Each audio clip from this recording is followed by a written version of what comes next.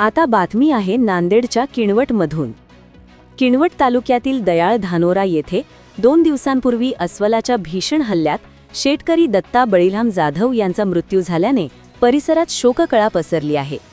कुटुंबाचा कर्ता पुरुष गमावल्याने जाधव कुटुंबावर दुःखाचा डोंगर कोसळला असून त्यांच्या मुलाच्या डोक्यावरून आईवडिलांचे छत्र हरपले आहे। या पार्श्वभूमीवर आज आमदार भीमराव केराम यांनी जाधव कुटुंबाची सांत्वनपर भेट घेतली। त्यांनी कुटुंबियांचे सांत्वन करत दुःखात सहभागी होत समाजाच्या रीतिरिवाजाप्रमाणे चहापाणी देत स्वीकारले। घटनेबद्दल तीव्र दुःख व्यक्त करत त्यांनी पीडित कुटुंबाला शासन व वन विभागाकडून तातडीची मदत मिळवून देण्यासाठी संबंधित अधिकाऱ्यांना सूचना दिल्या। तसेच कुटुंबाला कायमस्वरूपी आर्थिक आधार मिळावा यासाठी वन विभागात बारमाही वनमजूर म्हणून रोजगार उपलब्ध करून देण्याबाबत वरिष्ठ अधिकाऱ्यांशी चर्चा करून सकारात्मक निर्णय घेण्यासाठी प्रयत्न करणार असल्याचे आश्वासन त्यांनी दिले।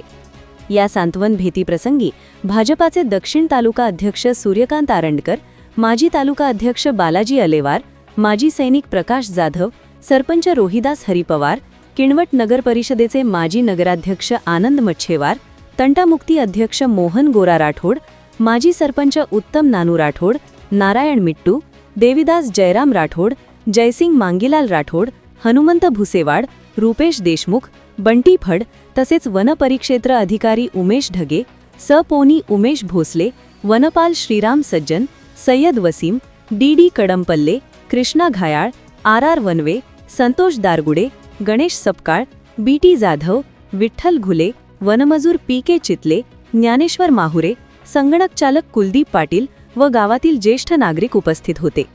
देवगडला माणूस जाणार आहे रात्री पाणी सोडायला। आता ह्यांच्याकडून सगळी माहिती घेतल्यानंतर आता या अस्वलाच्या संदर्भातली माहिती अशी होती, मला वाटतं तिच्यात छोटं जे पिल्लू होतं त्या पिल्लूच्या संदर्भामध्ये जी घटना घडली आणि मग त्या पिल्लूच्या संदर्भामध्ये ते तितक्या त्या प्रिम्यासमध्ये ती तिथंच राहत होती ना ते अस्वल। आता कोणाला वाटलं की आपल्या लेकराला असं इन्सिडेंट झालं तर कोणी असं चवतळूनच राहते ना, अशी ती परिस्थिती निर्माण झाल्यामुळं झालं काही गोष्टी।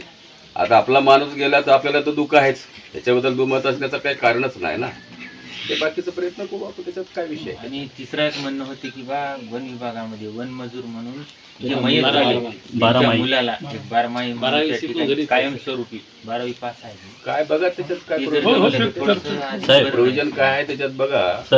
मला वाटतं रेग्युलर वन मजूरची तुमची यादी पहिलीच तयार झालेली असते, बरोबर आहे।